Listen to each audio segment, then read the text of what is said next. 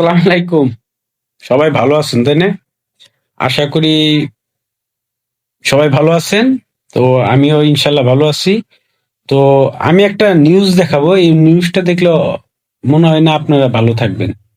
অন্ডকোষ পেঁচিয়ে গেলে পুরুষের ক্ষেত্রে আমরা কি করব? অন্ডকোষ পেঁচিয়ে যাওয়া কিন্তু একটি ইউরোলজিক্যাল এমার্জেন্সি।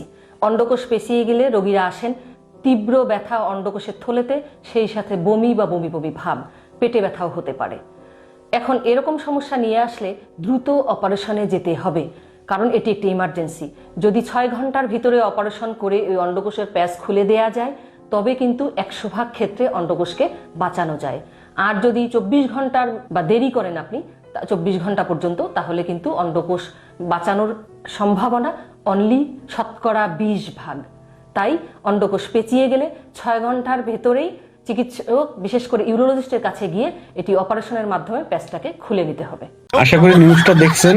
এখন কথা হইলো যে এতদিন তো যারা গর্ভবতী ছিলেন তাদেরকে ধরতো, ধরে ডাক্তাররা বলতো বাচ্চা উল্টে গেছে, বাচ্চার পজিশন খারাপ, বাচ্চা ভিতরে মল ত্যাগ করে দিছে, জরুরি সিজার করতে হবে, পানি কম, এগুলো বলে সিজার করে শেষ করতো ব্যাস। এখন ডাক্তাররা পুরুষের বিচি ধরে টানাটানি করতেছে, এখন বিচিও প্যাচ লাগে জায়গা, এখন বিচি প্যাচ লাগে জায়গা মানে বিচি অপারেশন করতে হবে। আমি চিন্তা করতেছি যে অপারেশন করলেন ভালো কথা, অপারেশন করে বিচির ভিতরে যদি গস কাপড় রাখে দেন, বিচির ভিতরে যদি হাতুর বাটাল রাখে দিয়ে আবার সেলাই করে দেন, তাহলে তো বিচির অবস্থা খারাপ হয়ে যাবো। নাকি আবার বিচি রাখে দিয়ে পাত্তা পায়তারা করতেছেন, শুনতেছি বিচির দাম বলে বেশি। হাই হাই, এটা তো পুরুষের জন্য এখন মহা বিপদ হয়ে গেল গা।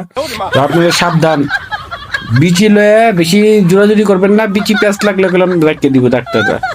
ভালো থাকবেন, সুস্থ থাকবেন।